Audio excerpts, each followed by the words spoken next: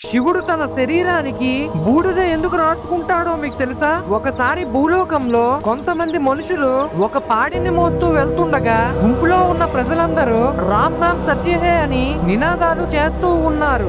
ఆ సమయంలో కైలాసంలో ఉన్న శివుడికి ఈ మాటలు వినగానే నా భక్తుడైన రాముడి పేరు ఎక్కడి నుంచి వస్తుందబ్బా అని తన దివ్య దృష్టితో చూసి అలా తన భక్తుడైన రాముడి పేరు వినగానే శివుడు ఉండలేకపోతాడు. వెంటనే ఒక సాధువు రూపంలోకి మారి రహస్యంగా శవయాత్ర గుంపులోకి కలిసిపోయి అందరితో పాటు రామ్ నామ్ సత్యహే అని ముందుకు వెళ్తాడు. కానీ శ్మశానంలో శవాన్ని చితిపై పెట్టగానే అప్పటిదాకా వినిపించే రామ్ రామ్ సత్యహే నినాదాలన్నీ ఒక్కసారిగా ఆగిపోయాయి. శివుడు ఒక్కసారిగా ఆశ్చర్యపోతాడు. తీసుకొచ్చేటప్పుడు ఎంతో గట్టిగా రామనామాన్ని జపించారు, ఇప్పుడు చిన్న అరుపు కూడా లేదని శివుడు చాలా బాధపడతాడు. ఇంతలో అక్కడికి వచ్చిన వ్యక్తిని ఆపి, అయ్యా, ఇంతకు ముందు వరకు రామనామాన్ని